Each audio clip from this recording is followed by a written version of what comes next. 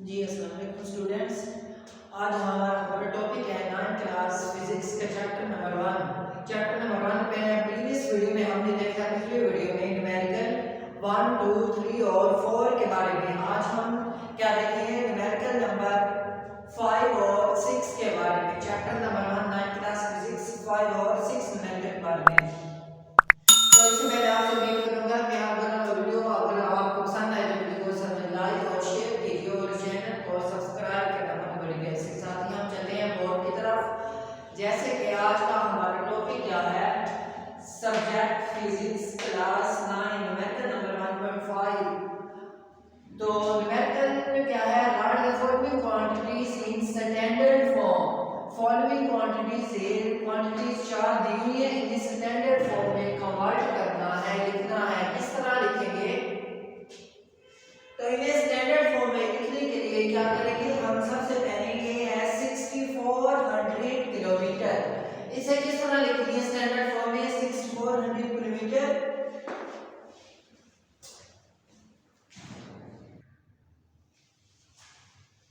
जी तो अब ये मैंने लिखा है 6400 किलोमीटर। इसे इस तरह लिख सकता हूं मैं। इन क्वांटिटीज को स्टैंडर्ड फॉर्म में लिखना है। स्टैंडर्ड फॉर्म में किस तरह लिखेंगे, स्टैंडर्ड फॉर्म पॉइंट वाली फॉर्म, डेसिमल वाली फॉर्म होती है। तो इसे 6400 को मैं 6.4 लिख सकता हूं। 6.4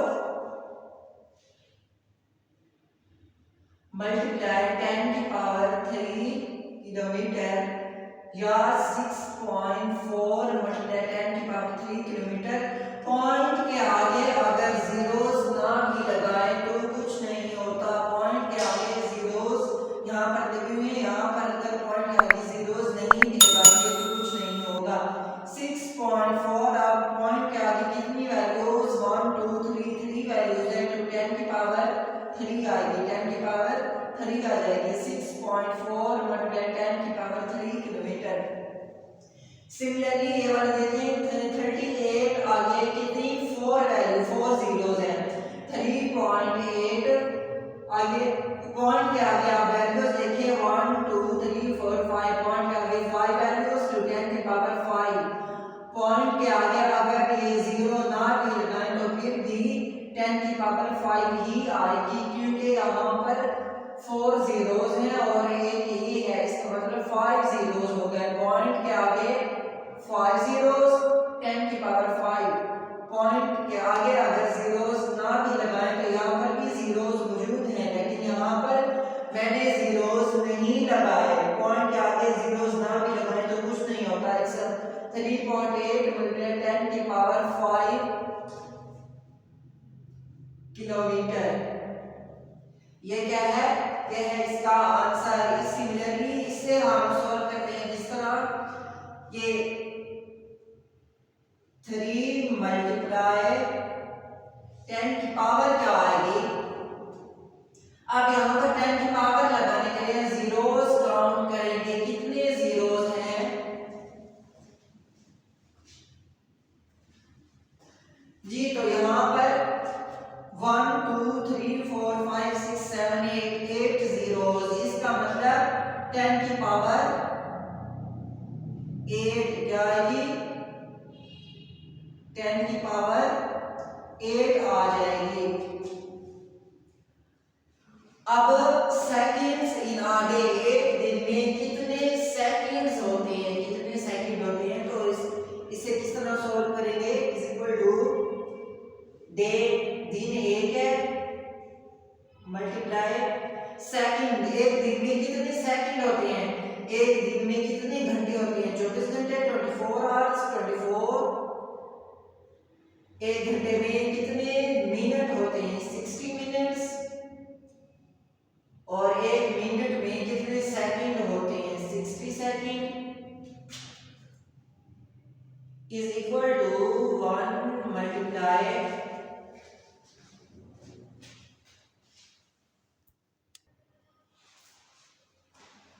जी तो अब यहाँ पर देखें सेकंड्स इन अ डे, एक दिन में कितने सेकंड होते हैं। तो क्या करेंगे, दिन एक है, एक को मल्टीप्लाई करेंगे किसके साथ, एक दिन में कितने घंटे 24 घंटे होते हैं।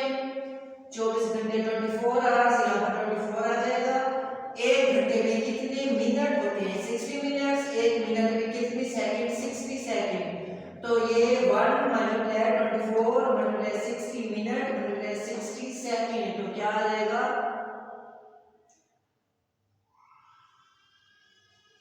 जी, क्या आएगा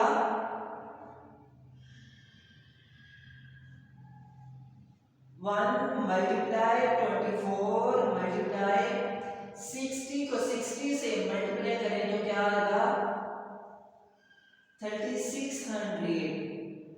अब 3600 को 24 से मल्टीप्लाई करेंगे तो क्या आ जाएगा कैलकुलेटर पर 86400 सेकंड। तो एक दिन में कितने सेकंड होते हैं 86400 सेकंड। अब इस 86400 को सेकंड को अगर मैं स्टैंडर्ड फॉर्म में लिखूं तो कैसे 8 के आगे पॉइंट लगा दूंगा, पॉइंट के आगे कितनी वैल्यूज हैं 1 2 3 4, पॉइंट के आगे 4 वैल्यूज, तो 10 की पावर क्या आ जाएगी सॉरी पॉइंट के आगे 8.64। अब पॉइंट के आगे कितनी वैल्यूज है 1 2 3 4, तो 10 की पावर 4 आ जाएगी, क्या आ जाएगी 4, क्योंकि पॉइंट के आगे जितनी पॉइंट के आगे वैल्यूज होंगी उतनी 10 की पावर आएगी, 10 की पावर 4 सेकंड। तो ये है हमारा आज का मेथड नंबर 1.5। अब आते हैं मेथड नंबर 1.6 की तरफ।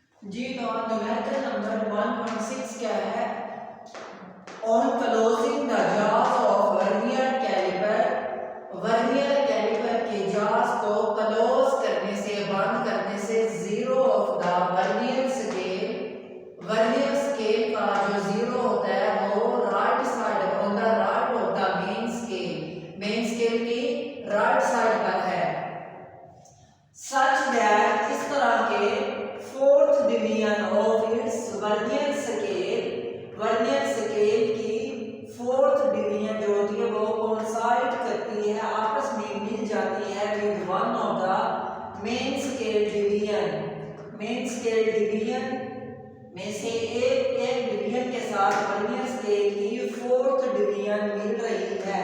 तो फाइंड जीरो एरर है, जीरो करेक्शन, जीरो एरर है, जीरो करेक्शन फाइंड करना है। किस तरह फाइंड करेंगे, तो इसे हम क्या लिखेंगे,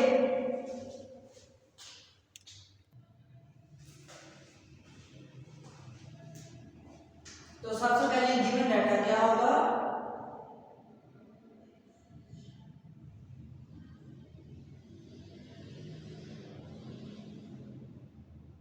गिवन डाटा क्या दिया हुआ है vernier scale division,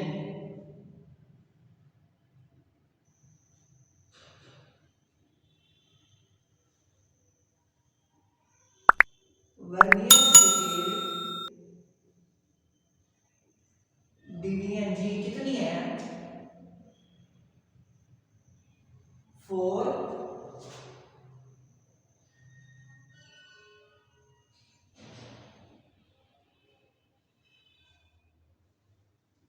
main scale reading,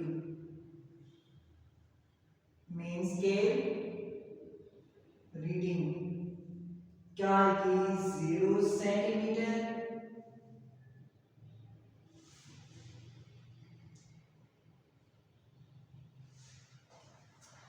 अब यहां पर लिखा हुआ है fourth division of vernier scale, vernier scale की फोर्थ डिवीजन कोइंसाइड करती है मेन स्केल डिवीजन के साथ, वर्नियर स्केल की fourth division, vernier scale division कितनी है 4th, मेन स्केल रीडिंग क्या आएगी,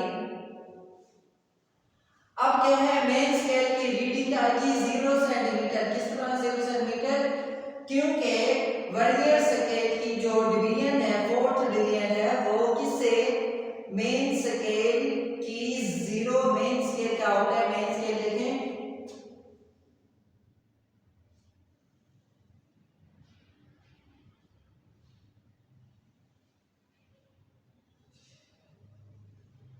ये है मेन स्केल,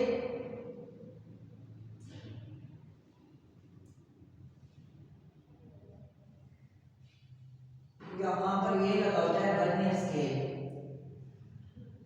अब ये वर्नियर स्केल क्या होगा, वर्नियर स्केल पर कितनी डिवीजन होती हैं, 10 डिवीजन। और इसी तरह मेन स्केल की डिवीजन, अब वर्नियर स्केल की डिवीजन जो है वो फोर्थ है, क्या है, फोर्थ है। अब मेन स्केल की डिवीजन 0 से स्टार्ट हो रही है।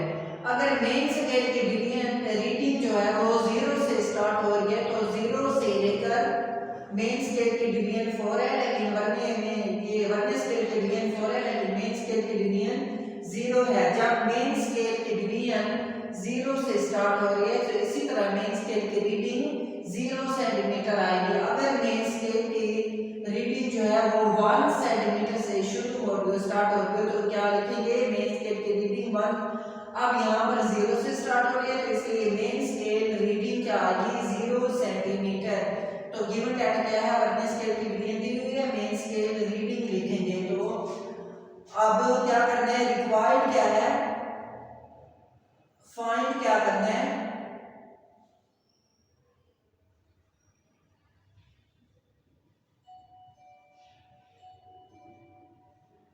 Zero error and zero correction, zero error and zero correction find करनी है। तो किस तरह होगी,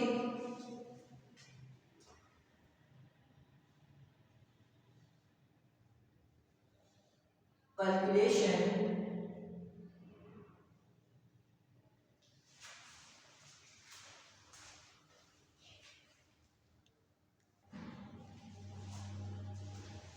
अब कैलकुलेशन में क्या लिखेंगे, आप कैलकुलेशन जीरो एरर फाइंड करना है। Zero error is equal two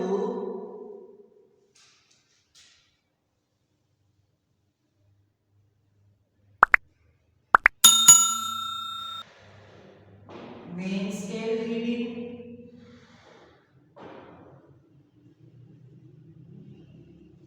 plus vernier scale reading.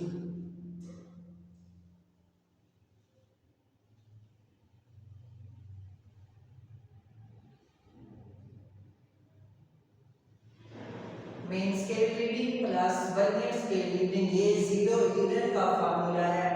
Main scale reading क्या है, main scale reading 0 centimetre, vernier scale की डिवीजन दी हुई है लेकिन हमने वर्नियर स्केल की रीडिंग फाइंड करनी है। किस तरह फाइंड करेंगे,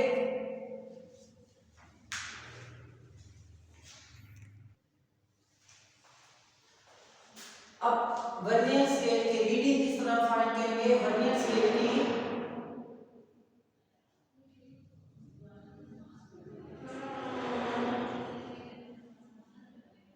वर्नियर स्केल डिवीजन क्या दी हुई है, 4। अगर मैं वर्नियर स्केल की डिवीजन को वर्नियर कैलिपर के लीस्ट काउंट से मल्टीप्लाई करता हूं, वर्नियर कैलिपर के लीस्ट काउंट होता है 0.01 सेंटीमीटर, 0.01 सेंटीमीटर। अगर मैं वर्नियर स्केल की डिवीजन को लीस्ट काउंट से मल्टीप्लाई करूं तो ये क्या, ये वर्नियर स्केल की रीडिंग आ जाती है, क्या आ जाती है,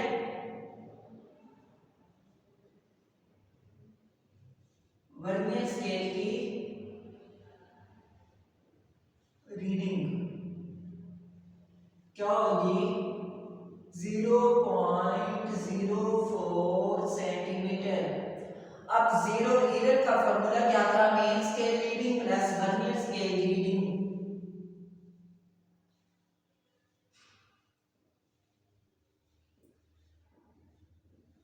zero error is equal to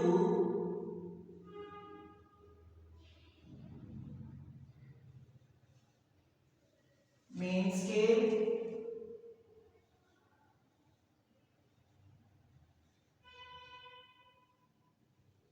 reading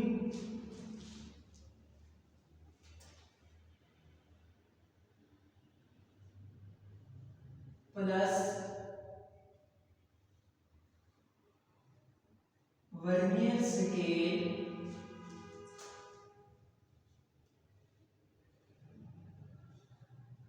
reading. अब मेन स्केल रीडिंग है, main scale reading 0 centimetre. Main scale reading क्या होगी?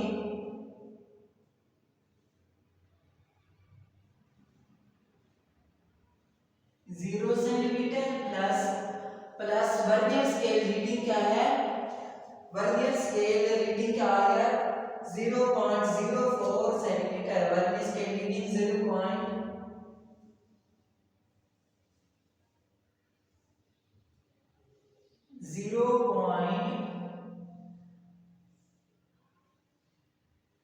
0.04 सेंटीमीटर। तो आंसर क्या आएगा?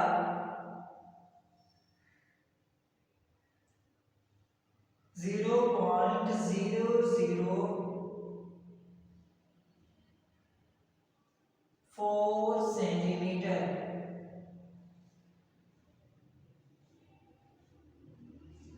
अब जीरो फ्रैक्शन क्या होगा?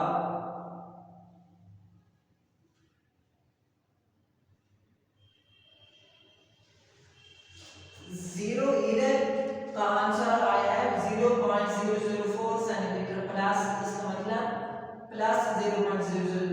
अगर इस जीरो इधर की वैल्यू को मैं उलट कर देता हूँ, नेगेटिव कर देता हूँ, -0.004 सेंटीमीटर लिखता हूँ, तो ये क्या होगा?